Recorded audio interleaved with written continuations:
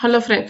இப்ப நம்ம இந்த நீயா நானா ப்ரோக்ராம்ல நடந்ததை பத்தி இப்ப சின்ன ஒரு ரிவ்யூ கொடுக்குறேன். நான் ஒரு சின்ன ஒரு பார்க்கலாம். ஒரு 2 வீக்ஸ் முன்னாடி பெண்கள்லாம் வந்து அம்மா கிட்ட அப்பா கிட்ட டிமாண்ட் வச்சாங்க. எனக்கு இது வேணும், எனக்கு சாரீஸ் வேணும், எனக்கு வீடு வேணும், ஹெலிகாப்டர்ல வந்து இறங்கணும், என்னென்னமோ வச்சாங்க. அதெல்லாம் ஐயோ இப்படியெல்லாம் பெண்கள்லாம் கேட்பாங்களா, கேவலமா இருக்கு அப்படின்னு சொல்லி ஒரு ஒரு எபிசோடு போச்சு. அவ்வளவுதான். அதுக்கப்புறம் மறுநாள் கண்ணா பின்னான்னு மீம்ஸ் வந்துச்சு. ரொம்ப கேவலமான மீம்ஸ் எல்லாம் அந்த பொண்ணுங்களை பத்தி அவ்வளவு கேவலமா வந்துச்சு. சூப்பர், அந்த மாதிரிதான் இருக்கணும் அப்படின்னு நான் நினைச்சுக்கிட்டேன். நெக்ஸ்ட் என்ன பாத்தீங்கன்னா, அடுத்து வந்து எபிசோட்ல திரும்பவும் பார்ட் 2 கொடுத்தாங்க. அந்த பார்ட் 2 கொடுத்தது ரொம்ப நல்லதா போச்சு. கோபிநாத் சாருக்கு ரொம்ப நல்லது. எனக்கு அதுதான் ரொம்ப சல்யூட் பண்ண வேண்டியது. ஏன்னா பெண்களை எப்படி அவ்வளோ ஒரு ஒரு ஒரு இழிவா வந்து பேச முடியுதுன்னு தெரியல. ஒரு பெண்கள் வந்து அவங்க அம்மா அப்பா கிட்ட கேக்குறது தப்பான செயல் தான். நான் அதை வந்து இல்லவே இல்ல கரெக்ட் அப்படின்னு நான் சொல்ல. ஆண்கள் எந்த அளவுக்கு கேக்குறது தப்போ அதே மாதிரி பெண்கள் கேக்குறதும் தப்புதான். அத நான் இல்ல சொல்ல. ஏன்னா நம்ம சமுதாயம் அந்த மாதிரி இருக்குங்க சார். இப்போ ஆண்களுக்கு எல்லாம் ஒரு காலத்துல வந்து இத குடுத்துட்டு இருந்தாங்க, வீடு கொடுத்தாங்க, பெண்களுக்கு நகை கொடுத்தாங்க, அதெல்லாம் இருந்தது. இந்த காலத்துல ஆண்களும் பெண்களும் ஒன்னா அப்படியே வராங்கன்ற பட்சத்துல பெண்களுக்கு என்ன பண்றதுன்னு தெரியல.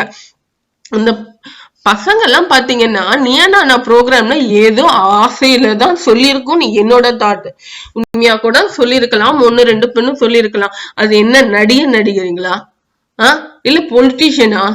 சாதாரண பெண்கள் அதுங்களை போட்டோ வச்சு மீம்ஸ்ல கண்ணா பின்னான்னு கலாய்க்கிறீங்களே.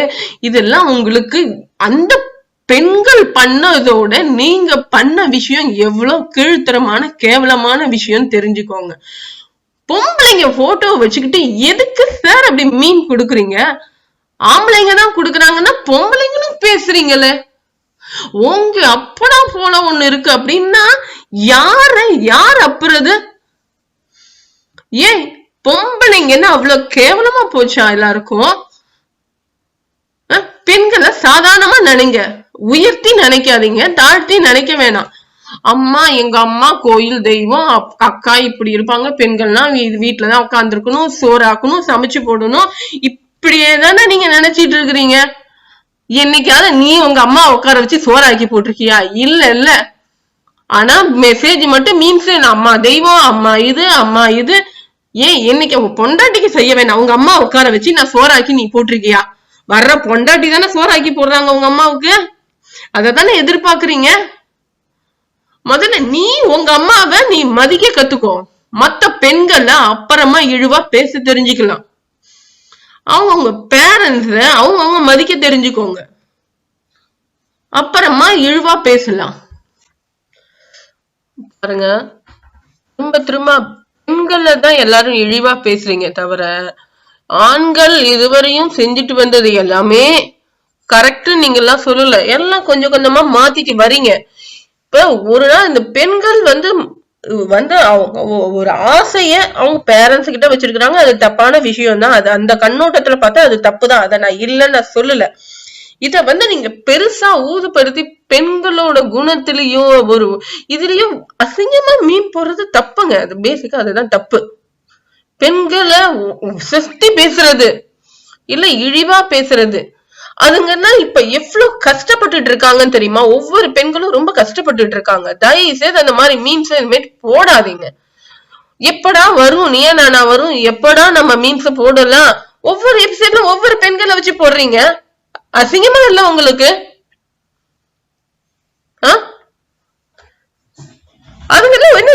ஒரு நடிகை கிடையாதுங்க, ஒரு விஐபி கிடையாது, சாதாரண பெண்கள்.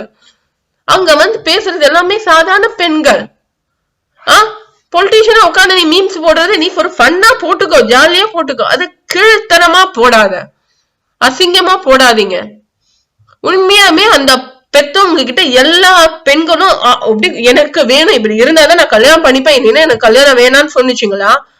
எத்தனை பசங்க கேட்டிருப்பீங்க, எத்தனை அம்மா அப்பா கிட்ட கேட்டிருப்பீங்க, எத்தனை பேர் அம்மா அப்பாவை துரத்தி விட்டுருப்பீங்க, வீட்டுல இருந்து துரத்தி விட்டுருப்பீங்களா இல்லையா? அப்பெல்லாம் பொங்காத கோபம் அப்பெல்லாம் உங்களுக்கு பொங்குச்சு, இப்பெல்லாம் மாறிட்டு வருது. நான் இல்ல நான் சொல்லல. இது ஒரு தடவை ஒரு 10 பேரை கூப்பிட்டு வச்சு நீனா பேசிருக்கிறாங்க. அவங்க டாபிக் 2 டாபிக் தான் கொடுப்பாங்க. எல்லா டாபிக்கும் கொடுத்து வச்சு பேசுறதுக்கு இது நீயா நானா அவ்வளவுதான். பேசுறதுக்கு 2 டாபிக் தான் கொடுப்பாங்க. சோ இந்த மாதிரி ஒரு எல்லா பெண்களும் அப்படிதான் அப்படின்ற ஒரு ரொம்ப கலாய்ச்சா அது என்ன ஒரு தப்பான விஷயம் இல்ல. பெண்கள் எல்லாம் இவ்வளவுதான். அந்த பொண்ணு அடுத்த எபிசோட்ல ஒரு திவ்யா டீச்சர் பாவம் இல்ல, யாருன்னு தெரியுமா உங்களுக்கு? முதல்ல நீங்க திருந்த பாருங்க. உட்காந்துட்டு மூஞ்ச காமிச்சுக்கிட்டு வீடியோல யூடியூப்ல அசிங்கமா பொம்பளையில பத்தி திட்டாதீங்க. அவங்க ஒரு பெரிய ஒரு பப்ளிசிட்டிக்காக உட்காரல, முதல்ல அதை தெரிஞ்சுக்கோங்க. நல்ல விஷயம் எடுத்தா நல்லதை சொல்லுங்க, கெட்டதை சொல்லி பெண்களை இழிவுபடுத்தாதீங்க. முதல்ல நீங்க திருந்துங்க, உங்க அம்மா அப்பாவை மதிங்க, உங்க அக்கா தங்கச்சிய மதிங்க. அப்புறமா நீங்க பேசலாம். பெண்கள் இப்படி கேட்க கூடாது, ஆஹா வாச்சு சொல்லி என்ன பேச்சு, திருந்த பாருங்க நீங்க. அது பொம்பளைங்களும் கூட சேர்ந்துட்டு பேசுது, அசிங்கமா இல்லம்மா? என்னமா நீ ஓகே, நீ அப்படியே நீ சம்பாரிச்சு உங்க அம்மா கூடியா வச்சு கூட்டிட்டு போற மாதிரி பேசுற. திருந்துங்க சார், நீங்கெல்லாம் திருந்துங்க முதல்ல. அப்புறமா அடுத்தவங்களுக்கு அறிவுரை சொல்லலாம். ஜாலியா இருக்கிறதுக்கு மீம்ஸ் போடுங்க, பொம்பளைங்களோட உடம்பு சம்பந்தமா மீம்ஸ் போடாதீங்க, அசிங்கமா இருக்குது. ஜல்லிக்கட்டு நடந்தது, அந்த போராட்டம் நடந்தது, நிறைய பெண்கள் அதுல சேர்ந்துக்கிட்டாங்க. பெண்கள்னாவே அது பெருமையாதான் நீங்க சொல்லிக்கிறீங்க, பெண்கள்னாவே வித்தியாசமா தான் நீங்க சொல்றீங்க. அத எல்லாரோட சமன்றது நீங்க என்னைக்குமே பார்த்தது கிடையாது, அதுதான் உண்மை. இப்ப அன்னைக்கு பேசினாங்க நீயா நானா ப்ரோக்ராம்ல கூட, அந்த ஜல்லிக்கட்டுக்கு அப்புறம் அந்த வெற்றிக்கு அப்புறம் எல்லாம் பேசும்போது ஒரு பெண்ணை நல்லா பாராட்டினாங்க.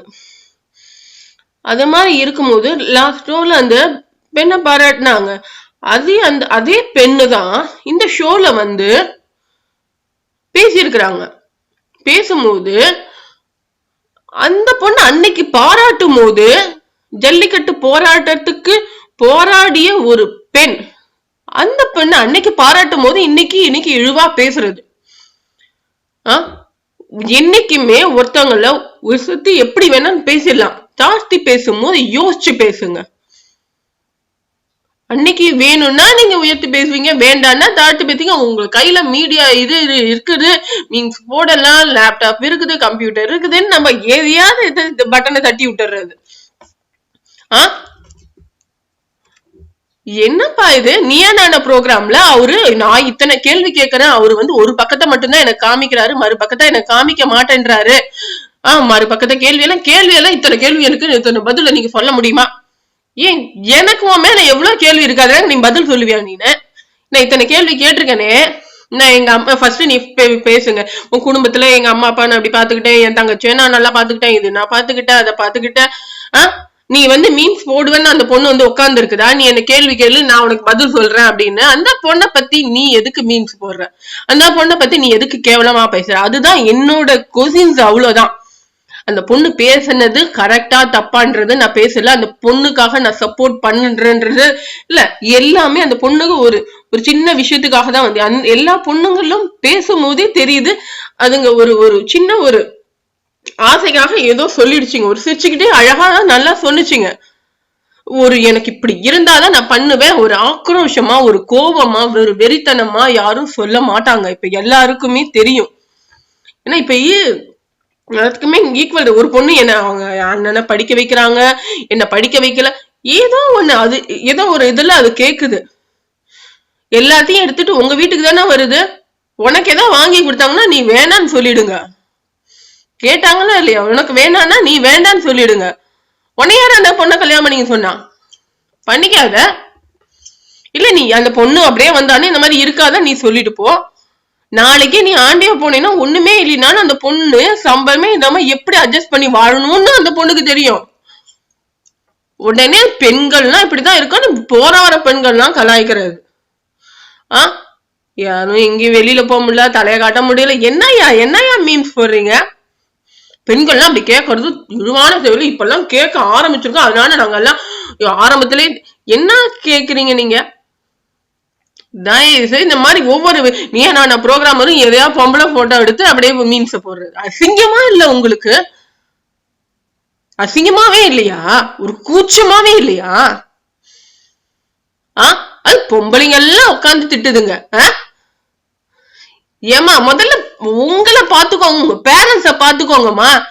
முதல்ல நீ மீடியால நீ உன் வீட்டுல உட்காந்து நீ 4 பேருக்குள்ள கமெண்ட்ஸ் பண்ணிக்கோ. அத ஒண்ணுமே தப்பு கிடையாது. ஒரு மீடியால அந்த பொண்ணு அசிங்கமா பேசுறது உனக்கு ரைசி கிடையாது. அது தெரிஞ்சுக்கோ. அது மீடியால உட்காந்து பேசுச்சுன்னா அதை நீ உங்க அம்மா அப்பா கிட்ட உட்காந்து பேசு, உன் ஃப்ரெண்ட்ஸ் கிட்ட உட்காந்து பேசு. அது என்ன ஒரு பப்ளிக்கா ஒரு யூடியூப்லயும் ஒரு மீம்ஸோ அது எப்படி அது கிரியேட் பண்ணுவ? அது அப்படியே அரைஞ்சிருவோம் போல இருக்குது. அது பொம்பளையா, அது அழகியா, அது அழகினாதான் உனக்கு கேட்கணுமா? அது அழக பத்தி நீ எதுக்கு பேசுற? நீ ஹெலிகாப்டர்ல இறங்கணும்னு அதுக்கு ஆசையா இருந்திருக்குது. அது சொல்லுது, ஆசையா தானே சொல்லுது. அது தப்பு கிடையாது. நான் இப்படி இருந்தாதான் நான் கல்யாணம் பண்ணிப்பேன்னு சொன்னிச்சா? அது ஏமா நீ எல்லாம் இங்க பாருங்க, உங்களை யாருமே நான் குற்றம் சொல்லணும்னு இல்ல. முதல்ல நம்ம எல்லாம் திருந்துவோம். அதுக்கப்புறம் நீங்க ஜனநாயகத்தை திருத்தலாம் அப்படின்னு நான் சொல்ல வரல. முதல்ல மீம்ஸ் அசிங்கமா பெண்களை பத்தி போடாதீங்க. எந்த ஒரு கேவலமான மீம்ஸ் போடாதீங்க. எப்படா வரும் நீயா நானா, எப்படா நம்ம போடலாம் அப்படின்னு போடாதீங்க. செகண்ட் பார்ட் ரொம்பவே நல்லா இருந்து. ஃபர்ஸ்ட் பார்ட் கண்டிப்பா செகண்ட் பார்ட் போட்டது எனக்கு ரொம்ப பிடிச்சிருந்தது. அவர் ஒரு சைடு கேள்வி கேட்டாரோ 2 சைடு கேள்வி கேட்டாரோ அதெல்லாம் எனக்கு தெரியாது. அவர் எடுத்தது கரெக்டா, இந்த கடைசியில இந்த ஜட்ஜஸ் பேசினது நல்ல பாயிண்டா இருந்தது. முதல்ல எல்லாரும் நம்ம திருந்தறதுக்கு பார்ப்போம். அடுத்தவங்களை வச்சு நம்ம மீடியால வச்சு நம்ம பேசுவோம். அடுத்தமா நம்ம ஒரு இதுல வச்சு நம்ம யூடியூப்ல எதுலயாவது நம்ம கொடுக்கலாம். நீங்க அது வேற உங்க ஃபேஸா காமிச்சுக்கிட்டு அது வேற சொல்றீங்க. எப்படி அந்த போட்டோ எடுத்து அவங்கள மீன்ஸ் என்னால எடுத்துக்க முடியும். உங்களேதான் நான் தப்பா சொல்லியிருந்தேன்னா சாரின்னா நான் கேட்க மாட்டேன். தப்பா தான் நீங்க எல்லாம் சொல்லி இருக்கிறீங்க. கொஞ்சமா பாருங்க சார், சாரி கேளுங்க சார் அவங்க பசங்க கிட்ட. அதாவது எவ்வளவு எத்தனை பேரு சார் அப்படி இருப்பாங்க? ஆம்பளைங்க கேட்டாலும் பொம்பளைங்க கேட்டாலும் தப்பு சொல்லியிருந்தா கூட ஓகே தான் சொல்லியிருப்பேன். அது ஒரு பெண்ணு அப்படின்ற ஒரு இதுக்காக நீங்க இவ்வளவு பண்ணிருக்கீங்க. அந்த பெண்ணு அப்படி பண்ணியிருந்தா என் வீட்டுக்கு வந்தா நான் எப்படி இருப்பேன்? அந்த பொண்ணு என் வீட்டுல என்ன பாடுபடுத்தும்? உன் பொண்ணு உன்னை பாத்துக்கிறதுக்கும் உன் அம்மாவை பாத்துக்கிறதுக்கும் தானே வரும். புடவை அவங்க வீட்டுல இருந்து எதுவும் எடுத்துட்டு வரக்கூடாது, நீனும் வாங்கி தர மாட்டேன்.